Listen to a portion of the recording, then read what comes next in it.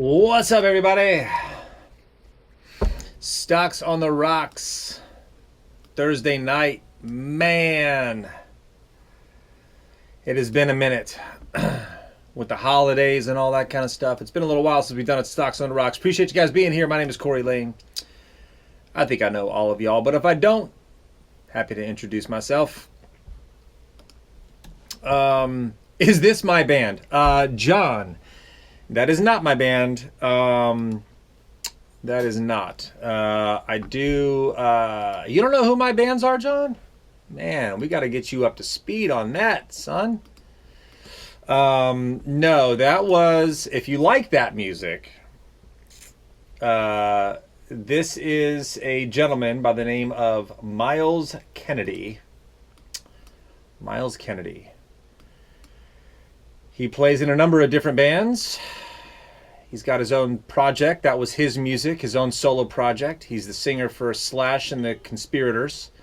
He's the singer for a band Alter Bridge, which is basically all the music from Creed, but with a different singer, different band altogether. He's an insanely talented individual.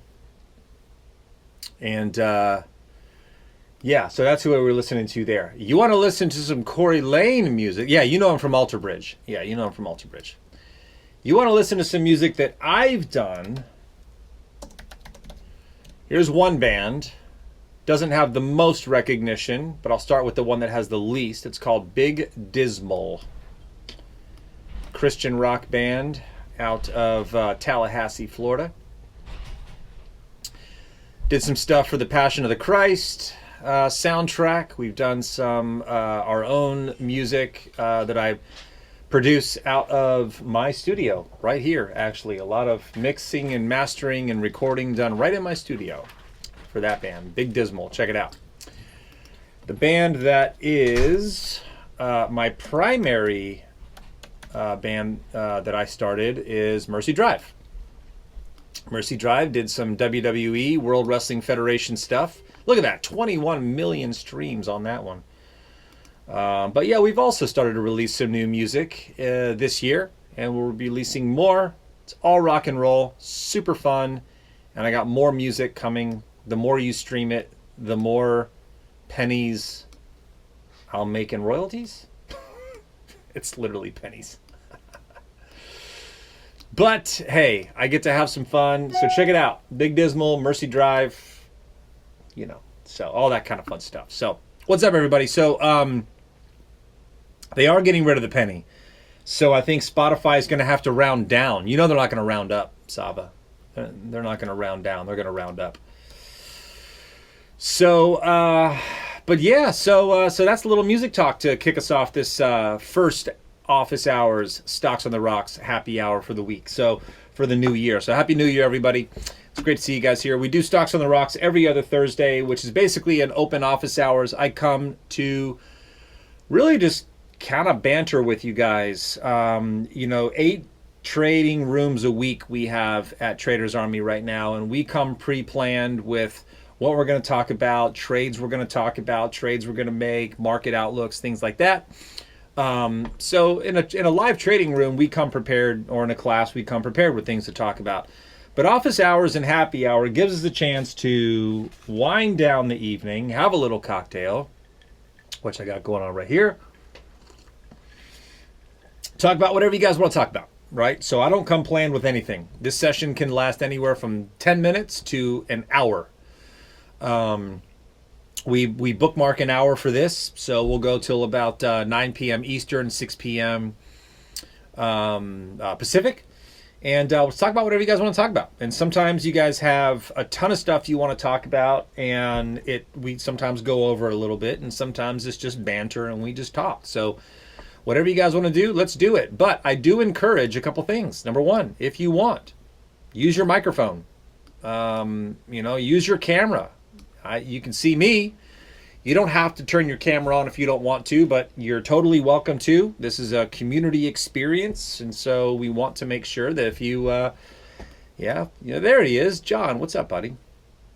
So it's, so anytime you want to share your camera, your microphone, and because, I'm watching the chat box but sometimes you just rather just ask the question and just talk. So let's just talk, right? Chuck banned the camera, Sava. I don't think so. That was when we had it, when we were marketing it over like YouTube and all that kind of stuff. We did have some terrible behavior from somebody who just likes to watch the world burn. We had a couple of those at one point, but as long as we're all adults here, we'll and responsible and respectful, then we'll keep allowing it. But yeah, that happens. What actually happened is there was 2 times where somebody was acting like that, and I actually captured both of those. I went back and screen recorded them because I'm like, remember when this person said that or did that? So I have those moments on recording somewhere. But yeah, good times. Love the shirt there, John. Love it, love it. How you feeling, by the way, John? Feeling good? Yeah, I just had my first rehab appointment, so good. Yeah, getting back on the horse. Just getting over a cold, but other than that, I'm feeling strong. Thank you. Love it, love it. Good. Glad to hear it. Liz, what's up? Good to see you. All right. So, Thomasina, yeah. So, yeah, come join the trading rooms. Come on, what you waiting for? Let's go. We love it. All right. So, I've done my little intro here. So, with that being said, I'm going to turn it over to you guys. What should we talk about tonight, y'all? What should we talk Sorry, I about? couldn't respond. I was talking into my mute button. Hey, Corey. What's up, Liz? The mute button will get you every time, won't it? Well, I'm just on a different device to normal, so I'm sort of like Yeah. fumbling back and forth trying to find the right setting. So, I love it. I love it. yeah. First of all, did everybody? I'm going to ask a question. Everybody have a good holiday, good New Year? Everybody have a good holiday? Got big plans for 2026? That was awesome. It's good to have Christian home from school. Good. Love it. Yeah, yeah. How about you? Yeah, it was good. We had a easy Christmas. Our cousin, so we're in Yorba Linda, California. So we did our Christmas in the morning and then went out to Palm Desert. Our cousins had a massive, like 7-bedroom place Airbnb out there. So we went out there and hung out there Christmas Day. And then on the 27th, the family, we flew to New York City and we were there until the 1st. And so, yeah, every day in New York City for 5 days. It's beautiful out there during the holiday season. Rockefeller Center, Fifth Avenue, the Louis Vuitton store that they decorate with their scaffolding, if you've ever seen that, is amazing. Hmm. All the window displays along Saks Fifth Avenue. I mean, it's just unreal out there. So, yeah, we love the holidays out there. So every year we try to get to New York City for the holidays between Christmas and New Year's. And part of that is because we like it out there. The other part is we have teenage boys, and we don't want the teenage boys to be hanging out with their friends on New Year's doing dumb shit. So, it's just like if we can, if they want to still hang out with mom and dad because we're doing cool stuff, then we feel like we're keeping them safe from New Year's Eve activities with their dumb friends. I don't know. How's that logic? Works for us. Same. Yeah, I'm makes telling sense. you, man. Kids can be dangerous, and around New Year's Eve, it's like it's amateur hour driving around, and our kids like to do stuff. They like to go out and hang out, and their friends are cool, but they do dumb stuff, and so it's just like, well, if we can go do safe stuff and all be together as a family, we can avoid hopefully some dangerous situations. So we love going out there every year. So yeah, so we did that. It was fun. It was awesome. Now we're Cool. back. Nice. Now we're back and planning for a solid 2026. So There you go. let's get on with it, shall we? Cool. All right, what do you guys want to talk about? Remember, I don't have anything, so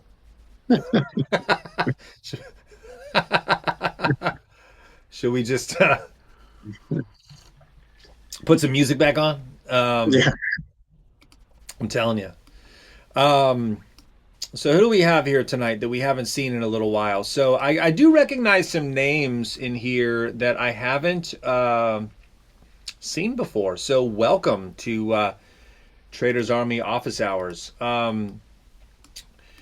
I guess at the very least, so Tomasino, was a long day, didn't even check the market. So I guess at the very least, right, we could take a look at the market in general and at least do a little bit of market analysis. We do this every day, all day. I did it in the morning But I think probably the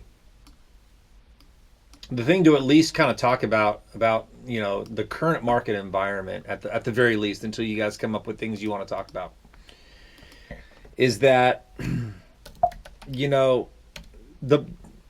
broader indexes have been challenged over the past couple of months with breaking out into new highs and maintaining new highs.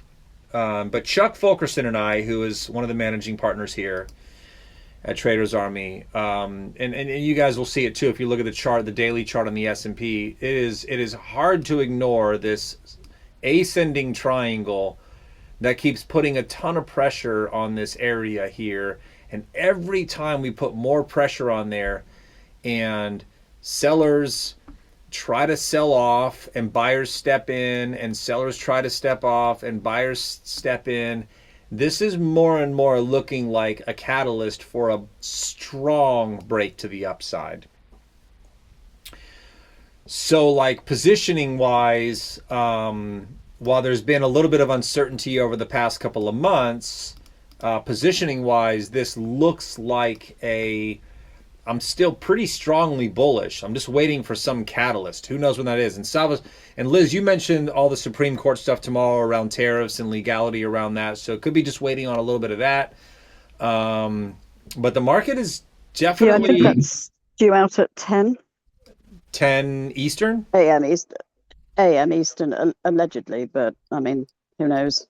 That's the predicted time. But then also we've got some non-farm payroll coming in tomorrow.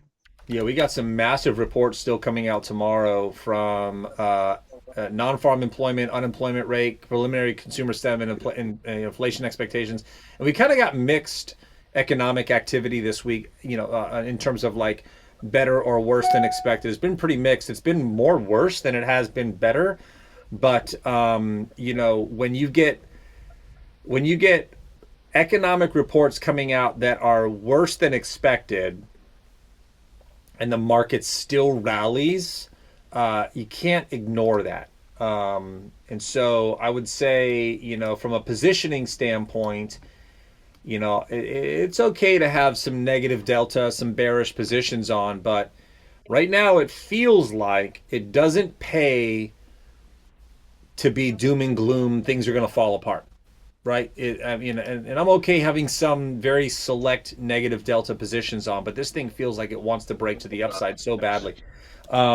Diamonds, the Dow is in all-time highs, and even though it tried to move lower this morning, it just ripped up and closed near the high of the day, not even coming back. I mean, yeah, it did kind of come back to some of this old resistance up here, but small caps are, did they close in all-time highs today? Yeah, it looks like it closed in all-time highs today.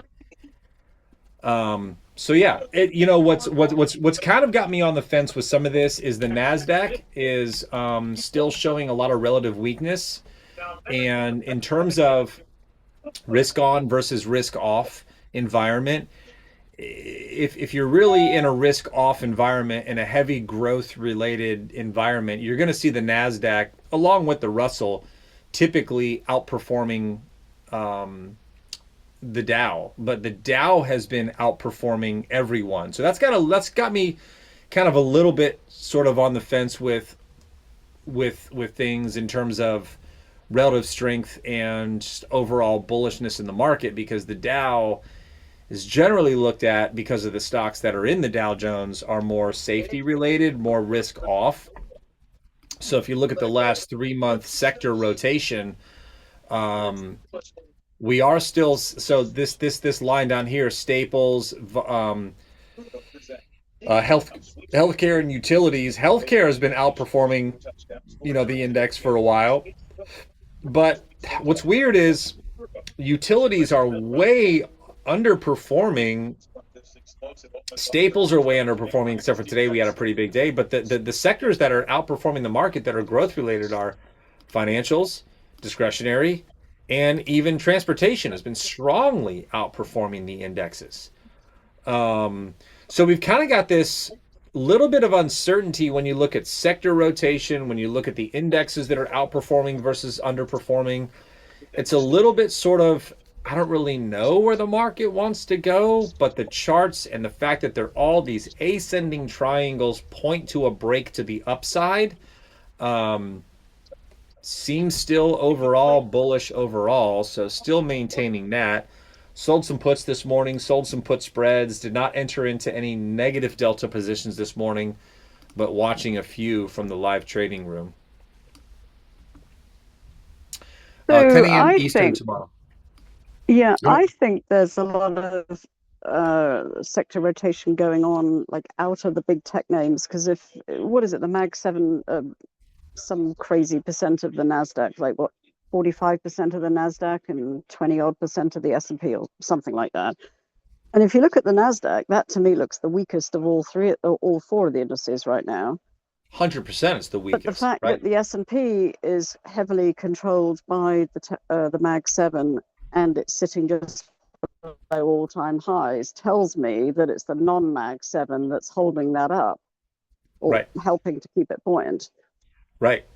And to the comment about the Dow, the problem with the Dow is it's price weighted, and you've got Goldman Sachs in there at what, $900 a share or something. So anytime Goldman decides to rally, the whole Dow The whole decides Dow to rally. rallies. Right, right. So I think the Dow's a bit misleading, really.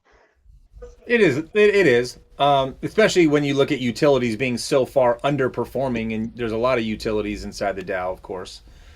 A lot of staples inside the Dow, and they're both underperforming. I have a Well, not the grid Dow here. 30. What utilities are in the Dow 30?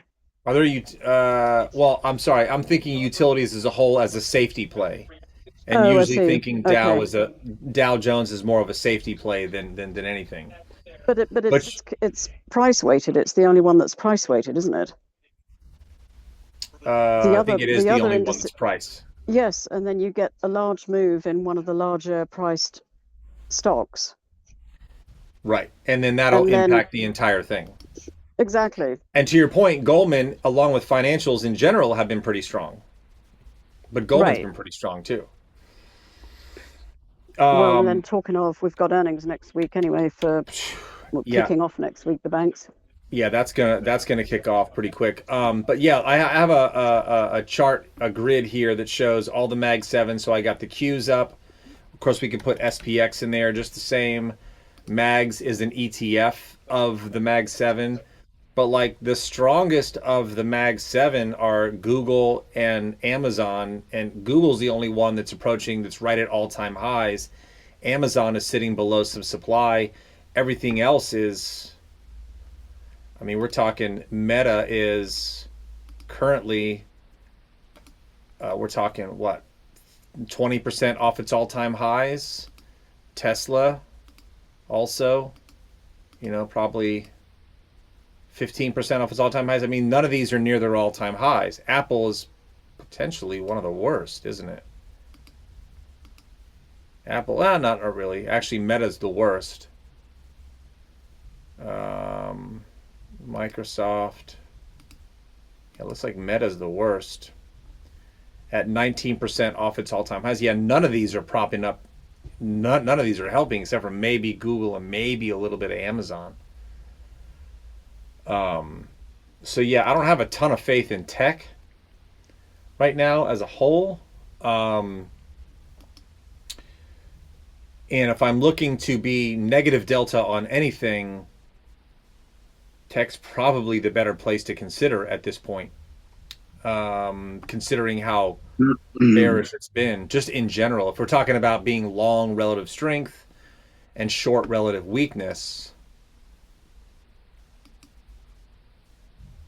you I'm may kind of want to seeing look at. an opportunity to get some of these good companies that, a little bit cheaper valuations. Sure. Yeah. If you're looking at buying stuff near wholesale demand, right. But if you're looking to buy something that's strong, like trade relative strength to the upside, tech is not it. It'll be that case at some point, right? But there's two different schools of thought. If you're directionally trading something, right, consider things that are already trending strongly and being long relative strength and short relative weakness. But if you're looking for that big reversal and trying to grab stuff that's cheap off of a big drop, then yeah, tech would be the place to look because it has been relatively weak And eventually it will be strong again, right? To your point, John, and John Harkinen. What's up, buddy? What's up, John? Good to see you in there in the chat box as well.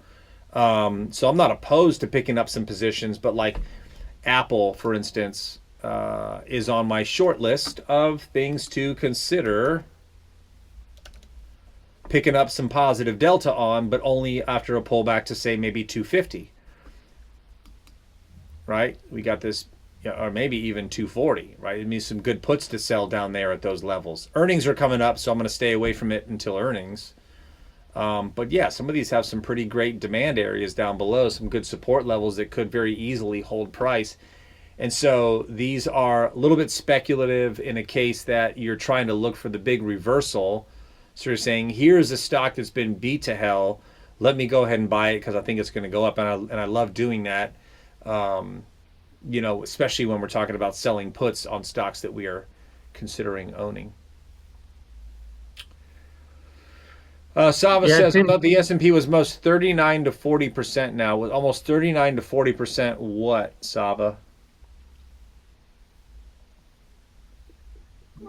Fang, I haven't looked up that number yet. Let's look at Yahoo Finance real quick and look at SPY holdings. Yeah, so there's 7, 13, 14, 15 almost. Yeah, all the way up to basically Meta, Tesla. Yeah, that's a pretty good chunk of the S&P. Apple used to be a lot more. Now Nvidia is the greater of the two. But yeah, there's a ton of. Yeah, and so if these things are relatively weak compared to the index, it's going to be very difficult for the S&P and or the Nasdaq to break out to new highs if these things are being squashed. Right. To Liz's point earlier about diamonds or Dow,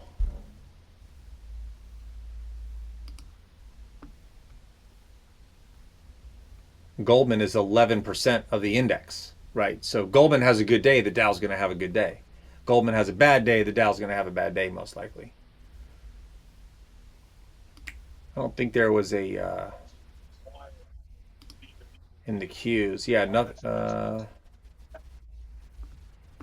Where's the Qs again? Yeah, even Nvidia is 9% of the Qs. SPY. Yeah, so I can see your point there, Liz. With anytime Goldman does anything, that's going to drive the Dow. It's a good point. Right, or I mean, the next highest I think price weighted is what, Caterpillar was it? Cat. I think so. Yeah, Any of those bigger ones, but if you get the likes of I'm just guessing here because I don't have my charts in front of me, but something like Nike that's in the Dow, it's only priced at what, $100-ish, maybe not even that. So right.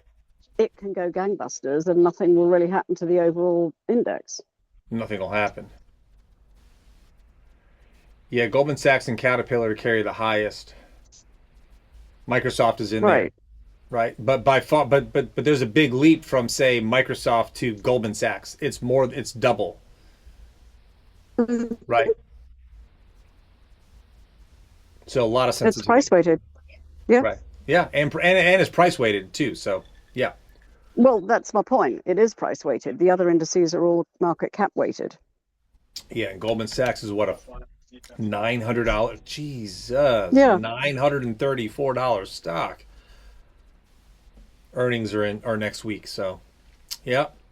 I haven't looked at Goldman a long time. It never shows up on any of my scans because the option spreads are terrible. That's awful. I remember the last time I traded Goldman was probably 4 or 5 years ago, and I got stopped out. Granted, I was using a market order on the stop. I've since changed that a little bit. But the last time I got stopped out on Goldman Sachs, I lost 2.5 times my expected loss because the spread width was enormous. So I pretty much Ouch. stopped trading. Yeah, it was horrible. It was horrible. I was like, this is terrible. And I talked to another, instructor, another mentor of mine, and I was like, what is going on? And he was like, yeah, Goldman's got terrible spreads. So been kind of, I've stayed away from Goldman, but my scan looks at, stocks between 15 and 500. So it's not going to come up anyway. If I went to 1,000, let's see if it would even come up. Well, it wouldn't come up because the earnings are not in the next. So let's go one bar. Would Goldman even show up?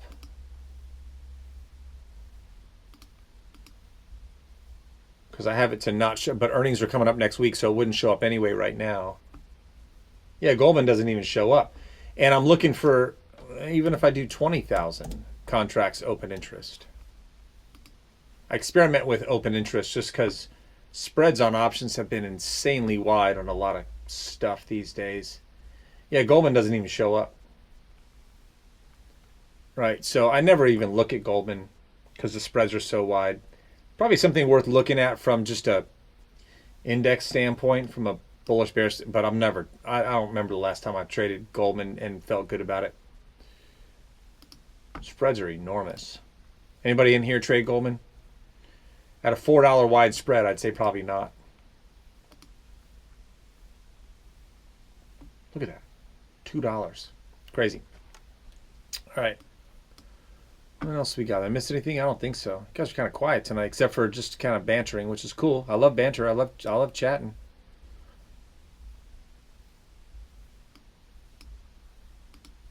I feel like lately I've been selling more covered calls than puts.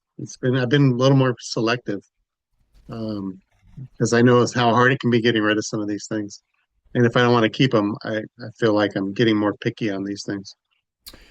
So stocks that you own, you're selling covered calls. You're getting more picky on what specifically? Just companies I don't really care to own. Specifically, I don't know, any of the like the Pinterests or I don't know, nothing with a good story. And I just feel like um I I do better if I'm a little more engaged in the company, what they do, and kind of where they're going. I don't know if that makes sense or not. 100% it makes sense. I mean, stuff that you're willing to own because it has good fundamentals. Potentially, they have good earnings, good PE ratio, maybe, good cash flow, large cap, mega cap stocks, stocks that have certainly something that you like. For the longest time, for instance, I've owned Apple computers and Apple products for 30 years. So I originally started out trading Apple early on in my career because I thought, well, if I can trade Apple and I can make money on Apple, then I can get Apple to pay for my new toys. Hmm. I didn't have a lot of money back then. I was spread trading Apple. I had about a $5,000 to $6,000 account. And every trade that I made on Apple, because I was biased on the company, just my little short story here, every trade I made on Apple failed. And I don't know if that's because I wasn't quite in tune with what the stock was doing for real. I was new to technical analysis. I was new to charts. I was just trying to figure my way around. But Apple was my nemesis from a trading perspective. Great company. I mean, Steve Jobs still was running the damn company at that time, right? So it was a great company, great products, great outlook. Everything was great. But I would always lose money on Apple. I didn't understand it. So I had to step away and stop trading Apple for the longest time. But I get the idea of it's a good company. I'm invested in it. I love its products. I want to use it.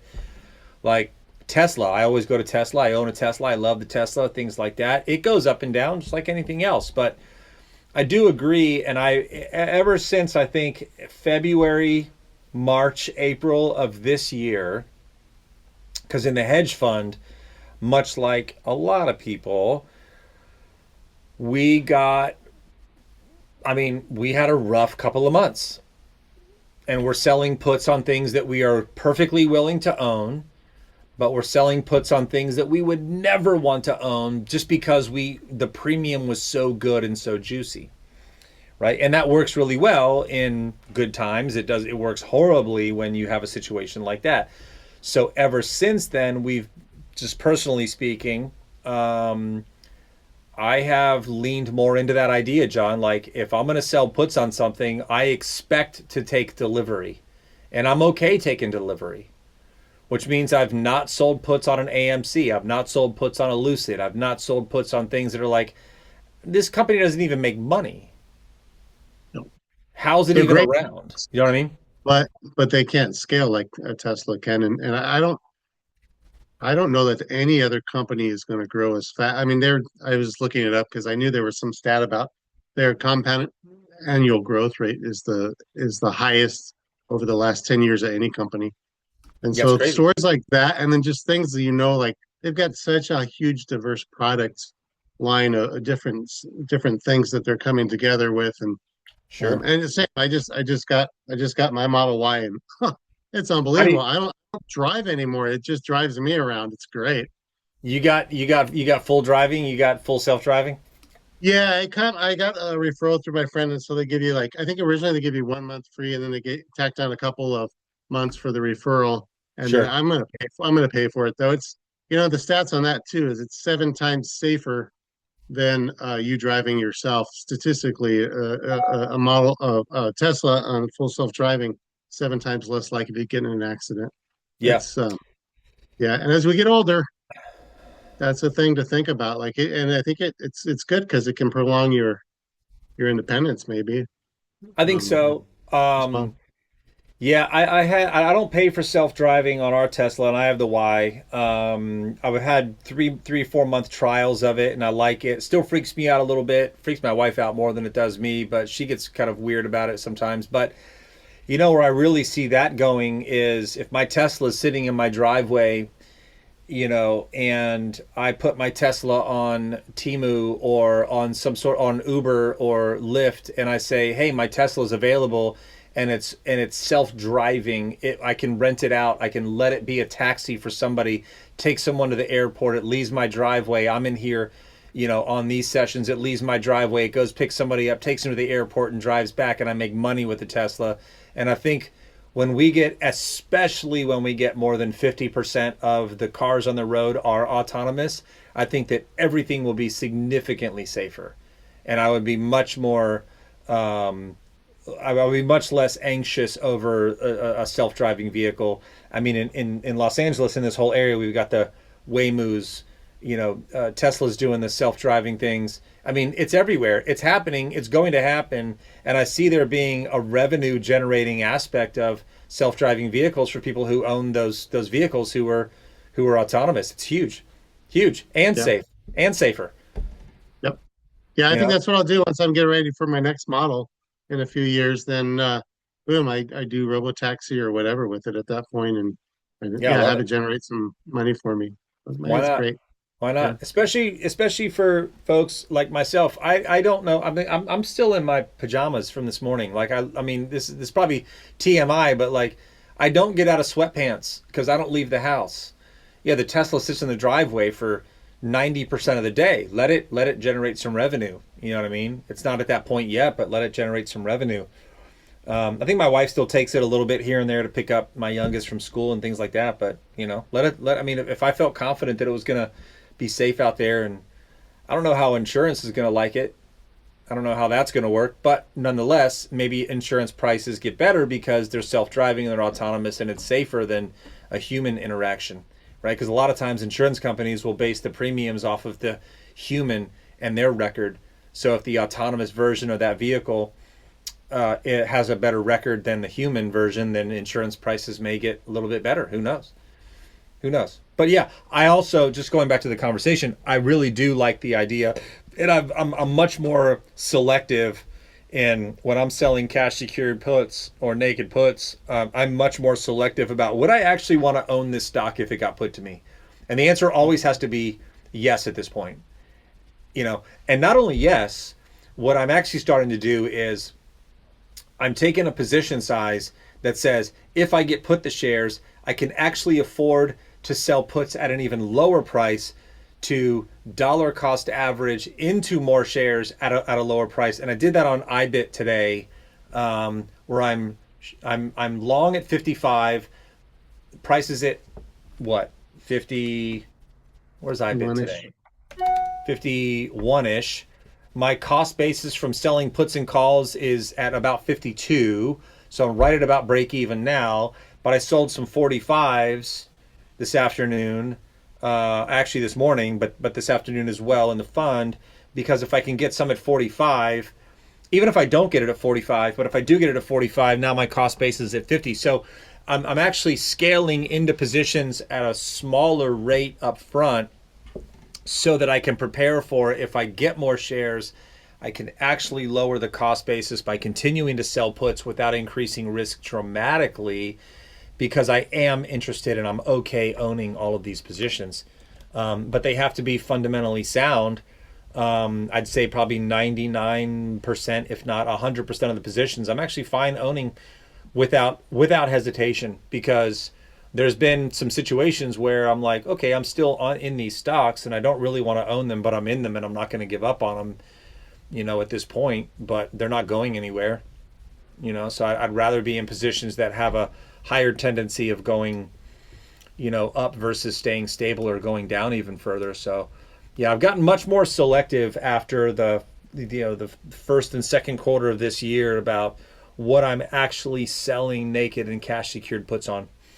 To that point, right? And stuff that I'm like, hell no, I don't want to own it. Obviously, everything has a stop on it, or I'm directionally biased and I buy a bull call spread or a bear put spread, and it's just I'm willing to take max risk. Well, I think, Corey, to add to that, it's not just selling puts on stocks you're willing to own, but at the correct strike, and making sure, I generally tend to make sure that they have weekly options on them as well, because in the event that I do get put the stock and it decides to start sliding further south, I want to be able to do something about it sooner than later. Right. So right. I think it's a combination of things. And to add to that, I am far more apt to be willing to sell puts on even ETFs that I don't even have to worry about earnings. Like, to not have to worry Right. about earnings, gaps and things like that is actually started to become a lot more important, because I mean, in some stocks I'll hold over earnings and things like that, but a lot of the positions that I'm in are ETF positions that, if there's no earnings, so weekly options and no earnings, you can continually roll or protect or do stuff to lower basis Yeah. and manage risk. So yeah, it's been much more selective the last, the first quarter, into the second quarter, because that was a shocking moment in a very short period of time for, I think, a lot of people, myself included, right? Well, I think a lot of people got enticed in by the very heavy premium, and the reason it was heavy was because it was going to move. Yeah, that's also true. So watching volatility, and what I've found too, with a lot of the stocks that have really high implied volatility, tend to produce the highest option premiums that you would, a higher option premium than you would expect to receive, but also ironically produce some of the worst reward to risk relationships. And I don't, part of that to me is just like, well, that's weird. I'm getting a really high premium far out of the money. Why is the risk reward so terrible? I'd almost rather stay away from, 90% IV, 100%, 120% IV, go for lower IV, maybe not as far out of the money, still pretty far out of the money, but still not super high IV, because super high IV is also providing super high risk scenarios. So, there's a lot of things that have changed as far as like selling cash secured or naked options over this year, which has been really beneficial overall to the performance. I don't remember, like, when's, other than we took delivery of IBIT and Mara, are the last two that I took delivery of. We haven't had to roll much. And we haven't had to take delivery of many things, which actually feels really great. You know what I mean? For a cash secured put seller who's just looking to earn 1 to 2% a month on their money, right? There's not much we've had to actually take delivery of, which is good. And I think that's a testament to being more selective of things that are in good company fundamentally, but also, respectful of the levels that we're willing to trade off of and not trading these highly volatile things like the Lucids and the GameStops and things like that. Kevin, what's up, Kevin? Says CBRL finally turned the corner after 7 weeks. CBRL. I don't know. Have I ever traded that? Cracker Barrel. Oh, there it is. Boy, that thing got its ass handed to it, didn't it? So let me pull up a chart on this. Again, I don't think I've ever looked at a chart on this. Cracker Barrel. It's got decent volume, but probably terrible, not great liquidity on the options, which is why it doesn't show up on my scam. Kevin says, just got filled by one. Oh, wait, I don't even know what you bought here. Hold on a second. Buy one. So you can literally paste that order into the order bar. And it's not going to fill. It's not going to fill at that price now because I filled it yesterday. But I sold the January 26, 2750 put to finance the 40 call for March 20th, and I got a 45-cent credit. Wait, so I can't actually copy and paste text from the chat box. So I was going to try and text that in there. So you sold. Tell me again what you sold. I sold the January 16th. Okay. 27.5. Great. And I bought the March 2040. Okay. And I got a 45-cent credit. That was yesterday, of course. March. I'm looking at your thing. 40. March 24. Oh, just a long call. Yep. And you got a credit for that? Yep. Crazy. Yeah, you're not getting credit for it now. But timing is everything. Isn't that true? Timing is everything. Nice job. Yeah, this is the momentum looks pretty strong. Like it's trying to come off some major bottom here. Man, it just came right into that and just bounced immediately, didn't it? Off the weekly. Interesting. Even just selling, 2750s are in the zone. Might do a spread on that. But yeah, that thing is definitely looking like it's trying to make a move off its bottom there. That's nice. And I would have been fine with the February's, but there's no volume there yet. Yeah, the spreads aren't too bad. I mean, there's okay open interest on the call side, not as much on the put side, but the spreads still aren't as bad as I would have expected them to be, considering how thin they're traded. Like 58 contracts and it's still only a 10-cent wide spread. That's not bad, considering. These are great premiums. 25s, 2250. That's 2250 strike. That spread is a little wide, but 25s, that's at the bottom of this zone. That could be a good put to sell potentially. Now, Cracker Barrel, I don't know what their fundamentals are like, but they went kind of through hell with some of their social media stuff, right? That's what beat it down. That's what beat it down, but they make money. I mean, they do make money. But it's coming out of that area now, so there's not a whole lot stopping it on the weekly chart until May. I mean, yeah, you could maybe see this wick over wick right here at 42, possibly up in this area here. But yeah, this thing looks like that's why I picked the 40. Try to make him. Yeah, so that's a good. So the 40 call.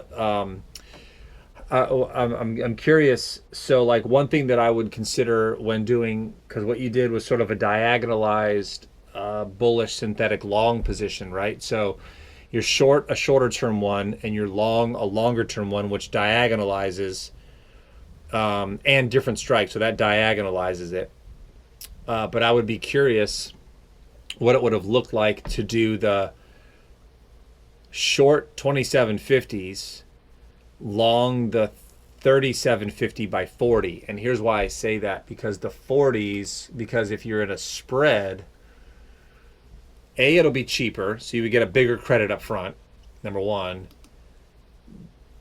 Two, it would have by default a positive theta environment near your target of 40 versus your single leg has a negative theta environment at your target of 40, right? So if it gets to 40 very quickly, your position pays off better than the spread position. But if it takes a little while to get to 40, the spread position pays better the longer it takes to get to 40. Does that make sense? Kevin? Sure. Right? And it's cheaper. So you might even be able to start out that position with a better net credit. Just thinking out loud here, with instead of selling a put to buy a call, selling a put to buy a call spread. And I was looking at the open interest too. Yeah, that open interest could affect it. Oh, that spread on those 3750s are terrible. So, yeah, if that's how it was intraday, I would definitely stay away from that. But yeah, I like it. Cracker Barrel, man. I don't think I've ever looked at this stock before. Let's just say I've done this before in the past. This exact trade on this exact stock? Yeah, back when it was when it bounced off to 35, I did the same trade. Very nice. That's a great trade, man. Great trade. Back up to 40 seems not unreasonable.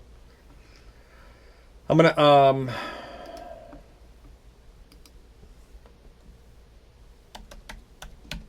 let's keep that on the watch list. It's got to clear 34.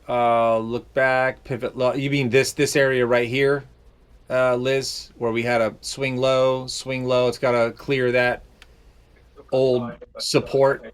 Is that what you're talking about there? Yeah, I can't see your chart. I can just see you. But anyway, yeah, there's a big pivot low at. I can't, no. But anyway, it doesn't matter.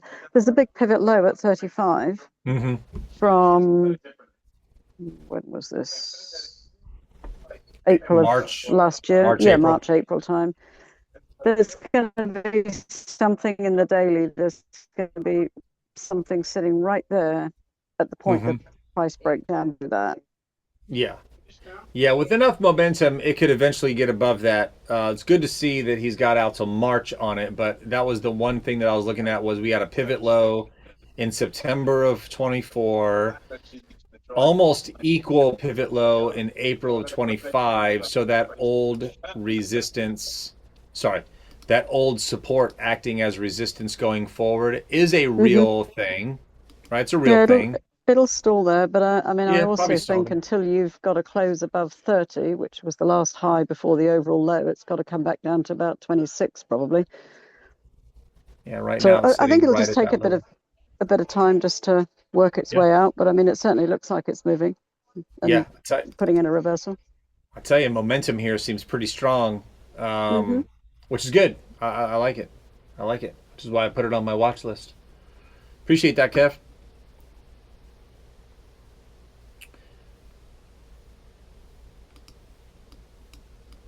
All right. What time is it? 5:50. What are we going to fill the next 10 minutes with?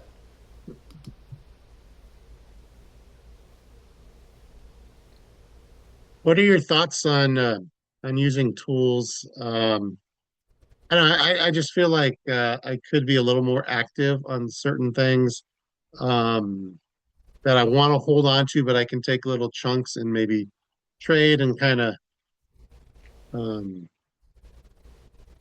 I don't know, try every month, every few weeks or whatever, take 10-20% of a holding and try, and when it gets to a stretched out high, kind of trade that a little bit and then bring it. I did that with Tesla and some of my odd lot shares in a different account. And so I just got back in fully with the ones that I had sold off at like I think it was 475, and then I just got in at 425 this morning.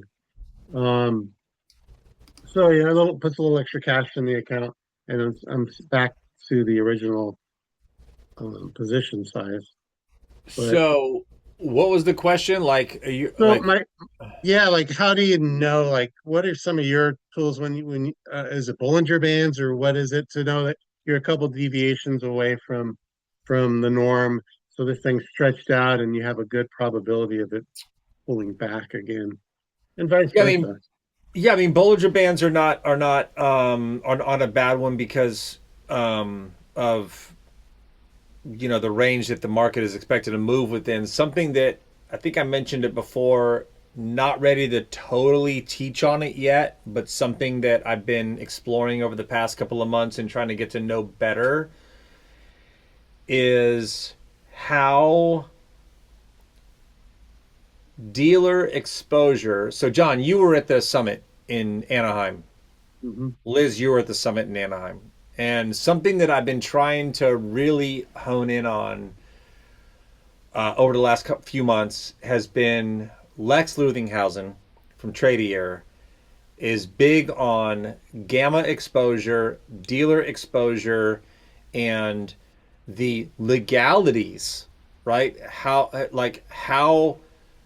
a dealer, an options dealer, has to. This is Sava. This is what we're talking about here.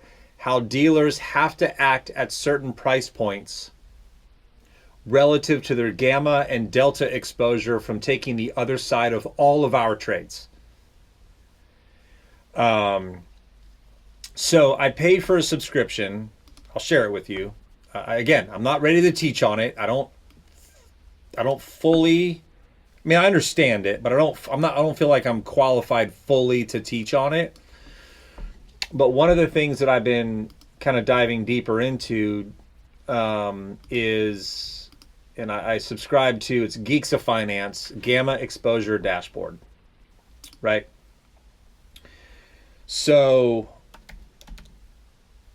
what gamma exposure is when, and if you dive into options, you know that delta refers to how much a person makes or loses, or an option makes or loses based upon the stock price moving up or down.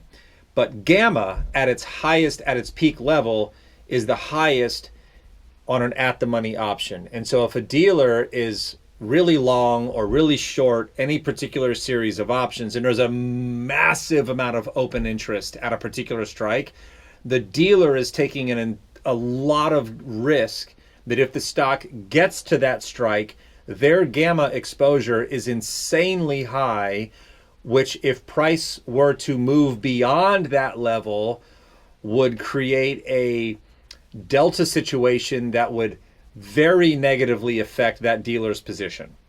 You follow so far, John? So dealers, in order to maintain a delta neutral position and not take directional risk, are required by law that if they get in this situation where they have high gamma and potentially high delta risk, they have to start executing stock trades. Long stock if they get down into a lower gamma exposed area. Short stock if they get to a higher gamma exposed area. So, you take a look at Tesla here, which is the one you're talking about. The highest gamma exposure on Tesla is at 430. Look at all the gamma exposure, which is basically open interest at 430 and 450. And you see that you've got this, what we look at as a rally-based rally demand zone. You see that right there, John? Rally-based rally, right? And then you also notice high gamma exposure there.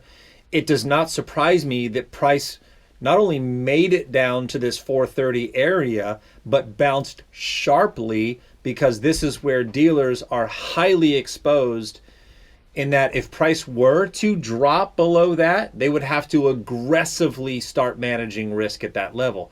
So in terms of let's keep the delta somewhat neutral, and try to get as neutral as possible, they're required to start buying at these levels, buying shares to offset their negative delta.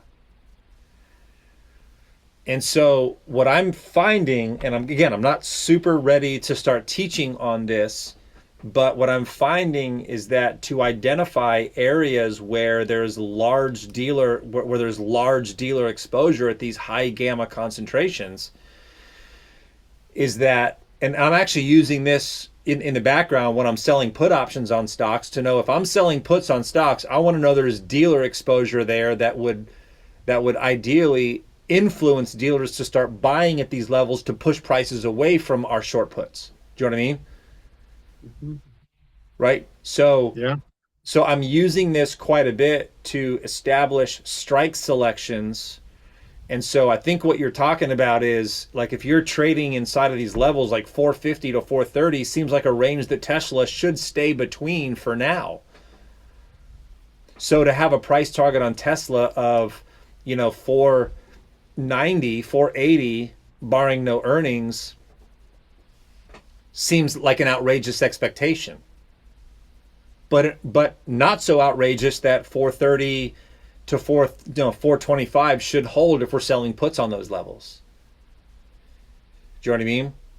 So yep. I'm starting to kind of lean into using some of these tools to try to help influence decisions. And if you would have asked me 5 years ago, 3 years ago, do option prices influence stock prices in any way? I would have said no. Options prices are derivative of stock price. It's the other way around. In fact, I've made what I now to be considered the mistake of saying that. No. Stock prices influence option prices, not the other way around.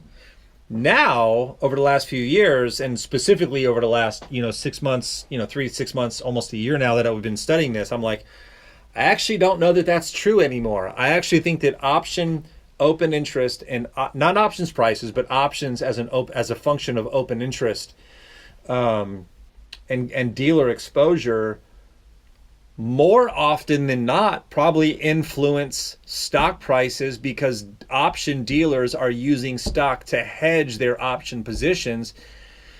And I'm like, this is a whole new level of understanding how options actually influence stock prices. Which is kind of a shift for me over the past year, right? And I'm open to it for sure. And I've seen way more evidence that points to option dealer exposure influence stock prices more than anything else. I'm actually thinking, nowadays that that's probably more true than not, right? And I saw it yesterday in APO. We're short puts in APO right now. Prices went right up to this dealer exposure, this highest gamma concentration at 150, and fell. Like, look at that. Look at yesterday. Why did prices fall so sharply on APO yesterday? I don't know that it was news.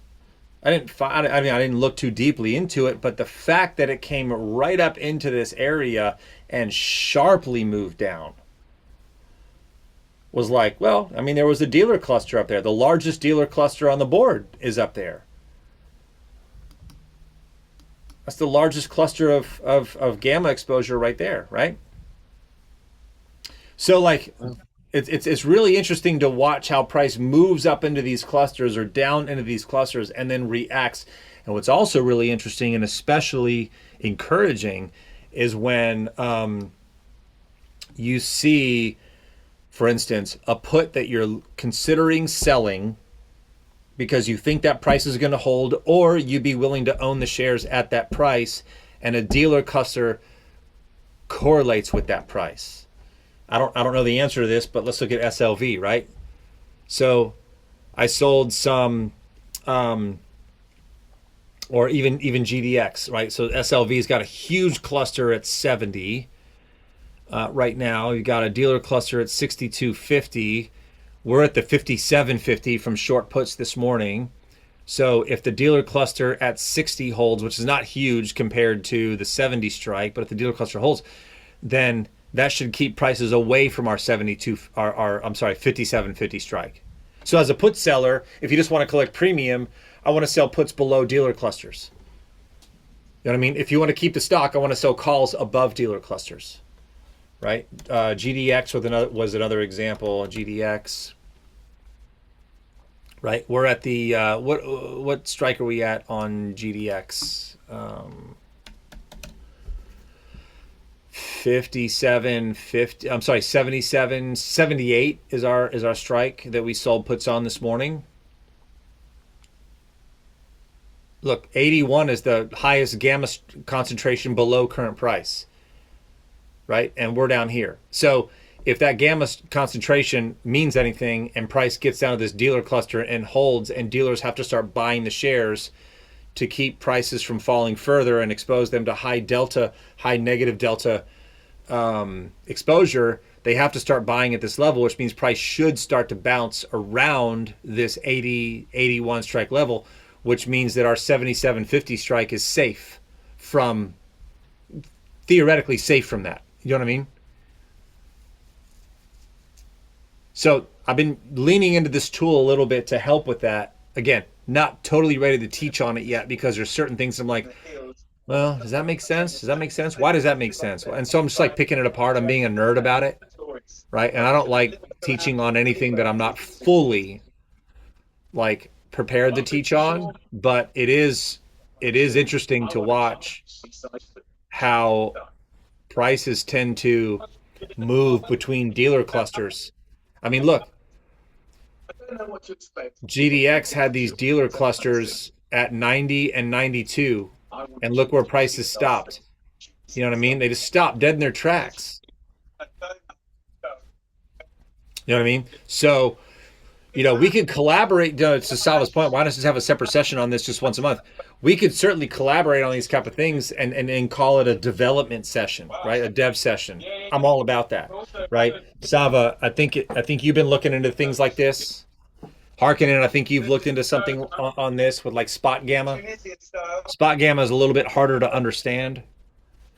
I've since stopped subscribing to spot gamma. Geeks of Finance seems to be a little bit more easy to understand and easy to follow. But yeah, we could have a dev session on this all day long and just like kind of just figure stuff out as a community together. But because I think that's what, you know, that's the kind of community I want to kind of run. Is I don't know everything and there's more stuff out there. So if we can learn stuff together, that would be great. So, you know, I pay $300 a month for this. I'm happy to share what I know about it. But no, so I'm sorry, it's $200 a month. But like, I'm also like open to like sharing ideas and coming up with things, you know what I mean? But, it's not as, you know, Liz, it sounds complicated. Just read candles and trend, right? But candles and trend, like everything from what I'm understanding so far, is that everything that deals with the candle and trend that you and I are used to looking at as we'll call ourselves old school traders, can be derived from this. So if you can anticipate prices bouncing not just from candles but from dealer activity that's required by law, I think there's something there. I actually went so far as I had a student in an options class from Online Trading Academy, and we're talking like a while ago. He said, I stopped, and this is what inspired me to get into the geeks thing a little bit. He said, I've stopped using supply and demand, and I only use gamma exposure to make my daily futures trades. And I'm like, the hell are you talking about? And I'm like, what are you talking about? And so that's what, and I'm like, and I'm not so proud to say that doesn't work, right? I started looking into it. I'm like, wow, that actually might actually work. That actually kind of makes some sense. So there's some stuff that I don't quite fully grasp yet, which is why I'm not entirely ready to teach on it and why I'm talking candidly here in this in this environment, because I have no shame in that. But I've seen a lot of evidence that points to supply and demand levels that we're used to looking at many times line up with dealer exposure, like gamma clusters, that can more so enhance my willingness to go, to make trades, to make trading decisions, whether it's short puts or bull call spreads or whatever it happens to be. And so it's like, yeah, well, price action says that, and also dealer clusters suggest that price shouldn't go below this level either. So yeah, I love it. Let's do it, right? So it's just stacking odds, right? So it's pretty interesting. Total option exposure is larger than total stock exposure. It can be, Sava, for sure. Total options exposure can be total larger than total market exposure, absolutely. And I think that's the thing that we're dealing with right now in silver, right? So I've seen some evidence that silver on different continents, different countries are trading for much higher prices than they are here. And so I think that's an interesting one, because that's driving prices higher, but potentially higher. But then also, if there's a liquidity issue on our side or on the dealer side, that's a bigger issue, right? Which potentially could stimulate a much larger decline because of the liquidity issue on the physical side of things, right? Which is why you get zero gamma down here at 51 on silver. That's like a neutral gamma position, but dealers want to keep it at or above 63, right? Because that's where their primary exposure is. So being at 57.50 on silver feels safer than not, right? Because of that.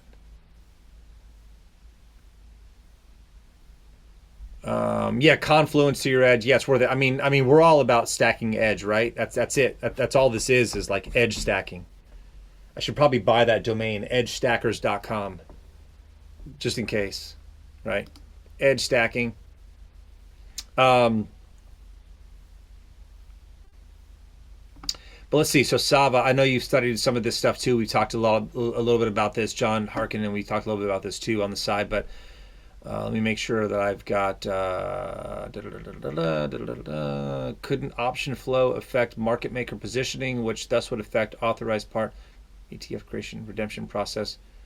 I don't know if I understand that question. Can option flow market makers positioning, which thus would affect authorized part market maker ETF creation versus redemption process? Yeah, I'm not sure. I'm not sure I understand that question or comment. Oh, Thomasina had a run. Got it. Oh, SIL H26 just shot up. They must have heard you. Yeah, they did. They must have.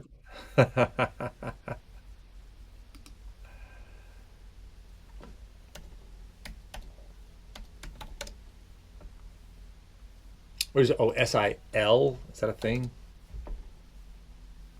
77. Yeah. They just heard me, Kevin. That's exactly right. But I mean, yeah, this is wild stuff that I'm looking into. But I'm more convinced now over the last year that option dealers and their exposure has more impact on a stock price than I originally assumed. That's kind of like the general statement. So if I can figure out what options dealers are required to do at certain price levels, because if they're long calls or short puts, or short puts versus long, or long puts versus short calls, then they have a negative gamma or negative delta or positive delta position. So those are the things that I'm still like trying to work my nerd brain through. But there's some interesting behavior around these levels that I don't think, like, I'm not going to ignore it. Let's put it that way. Right. Option market makers does have a large effect on ETFs directly because there's so many of them now, 4,500 plus, with curious how much more, less amplified, if that makes sense. Authorized participants are the market makers that create or redeem the ETFs. Yeah, agreed. I mean, individual stocks make up ETFs and then market makers make up those ETFs. So yeah, I would agree that it's much more, that you're going to see much more dramatic, I would say, movement even on those ETFs. I mean, you could even suggest, let's go back here for a second. You could even suggest that, I mean, SLV as an ETF, but I mean XHB. I don't know. I'm just picking one, right? A lot of dealer exposure up here in the 115 to 125 area. So we are in a neutral gamma exposure. So this is our what I referred to as our Gexometer. So if things are more gamma positive versus negative, then you would expect that price would be more bullish. And here I would say 115 would be target 1 and 125 would be target 2 for any long position, because that's where the dealer exposure is the most prominent. Gex neutral, aka the middle of the net short and net long gamma, exactly.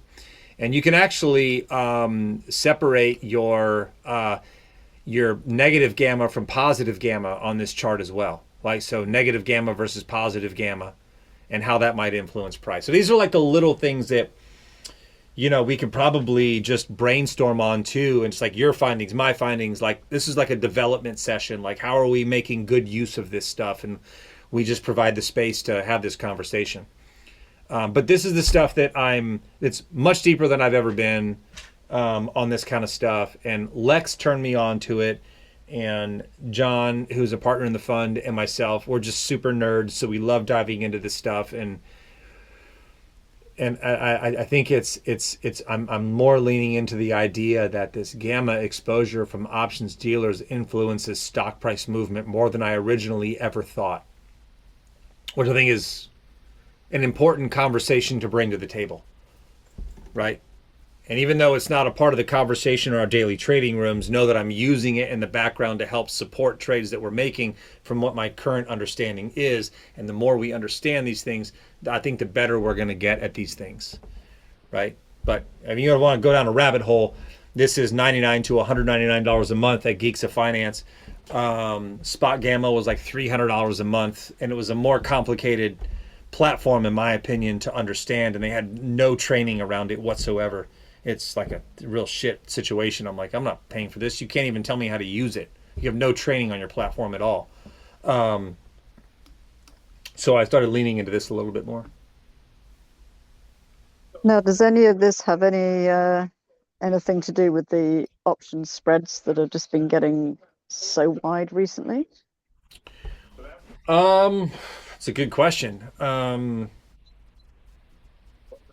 I have no idea if there's any correlation or not, but it's becoming more and more of a problem as far as I can see. It is becoming more and more of a spreads. problem. Yeah, because, you know, which is why I'm experimenting with open interest on my scanner, because I got 300 stocks in my watch list, and it seems like 30% of them, as soon as I look at the options, I'm like, these are terrible spreads. So no. Yeah, I don't know why that's happening. I haven't been able to nail that down. Chuck will say, well, they're not making money on commissions anymore as much, so they have to widen the spreads so they can make money on the spread. Yeah, maybe. But I don't know why a market, I mean, it could be that the market makers are trying to discourage people from more option trading because the volume and the open interest. I mean, you'll hear somebody like Lex say the open interest in options and the volume in options is so much higher than it's ever been. I've heard him say that. That's what I've heard too. Records this last year on volume. Right. And so that would initially tell me spreads should be tighter. But when you think about, to Liz's point, when you think about dealer exposure, it is possible, I guess, now that you mentioned that, now that we talk it through, that it is possible that dealers are trying to slow down the amount of activity on options to be able to better control their exposure. Entirely possible. That's entirely possible, Liz. That's part of the reason why, because you got to figure if their dealer exposure at these levels are getting higher and higher from a gamma perspective and a delta perspective, that means it's only that much more money they have to inject into the marketplace, either on the short side or the long side, in order to hedge that gamma and delta exposure. And if they're trying to slow that amount down, it could make sense that they're trying to widen spreads to encourage less option trading so that they don't have these massive, positions of exposure. Again, I mean, I've been diving into this for the last 6 months and I have unanswered questions. So there's still some speculation around it for me. But I'm just transparently showing you what I'm leaning into to try to figure out, is there an edge here? I think there is. I haven't totally figured it out, but I think there's an edge here for sure. My 2 cents on it, right? And subsector ETFs, in particular, you're right, Liz, have horrible spreads, shockingly horrible. I'm like, I've traded this 1,000 times. How are these spreads all of a sudden 50 cents wide on a? How are these 60 cents by $1.10? How is that even possible?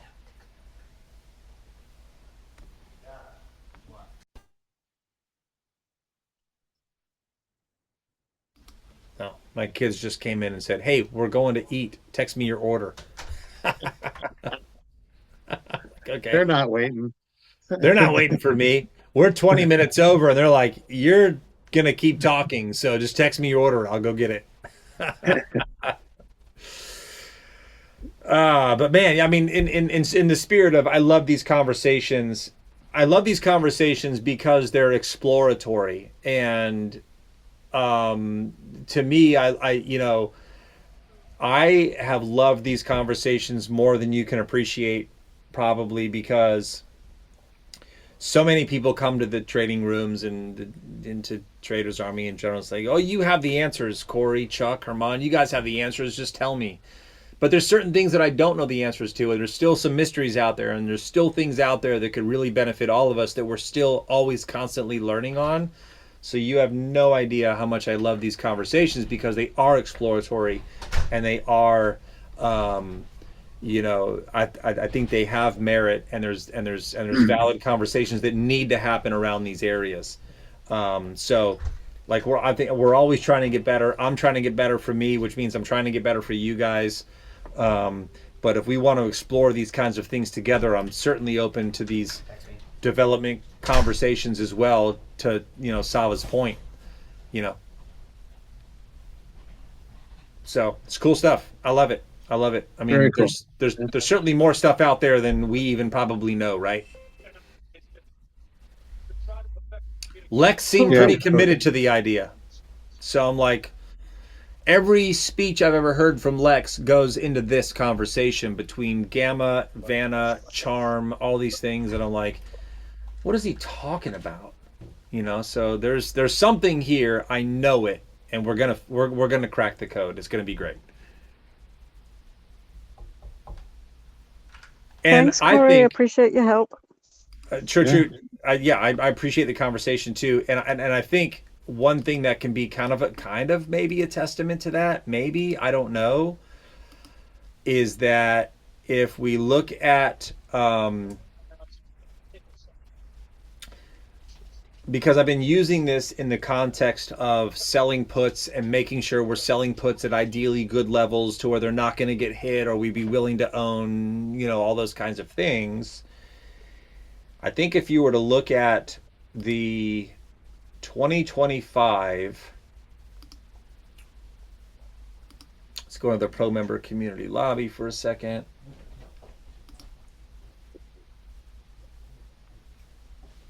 Did I click on it? Oh yeah, it's loading. And I go to live trades, worksheets. I'm working on improving the speed of this too, by the way.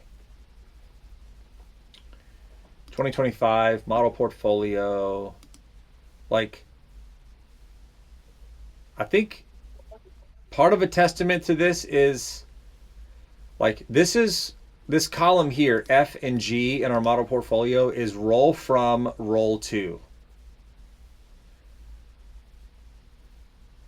Notice how little we've had to roll anything in the last few months compared to before I started studying this stuff. So there's something here because I'm starting to look at on the side over here, where's that gamma cluster? Where should price not go? And I mean, yeah, we got to sign some IBIT and we got to sign some MARA, whatever. But like the fact that we're not having to roll or get assigned on many things, I think that furthers my belief that there is something to these gamma clusters below current price. And if we can sell puts at or below these prices, then we're less likely to have to be highly, managing these positions. Right? So, to be continued, but it's an exciting conversation, and here we go, right? Good stuff. Thanks, Corey. Awesome. Thank you. Yeah, appreciate Good you guys discussion. always. Yeah, it kept you guys about 20 minutes longer, but you know how this goes.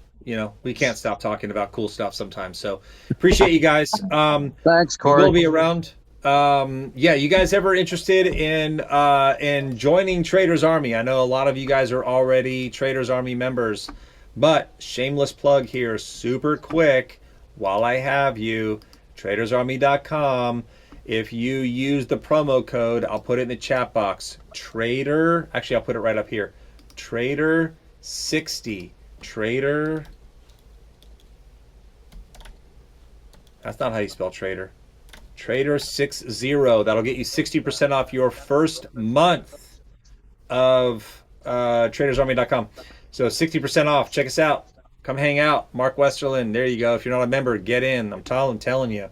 We got some cool stuff coming around the corner. Late Q1, late Q2 with a whole new community experience, which is going to be great. But in the meantime, we do some great stuff here. So check it out. Trader 60% off your first month just to explore and see what's going on for a pro membership, live trading rooms, all that kind of fun stuff. So 30 seconds of shameless plug there. So appreciate you guys always. I will see you guys in 2 weeks for the next Stocks on the Rocks. The rest of you, I'll see you guys in trading rooms almost every day of the week. All right? Thanks. Bye. Be good, See ya. everyone. Have a great night. Have a great weekend. Later.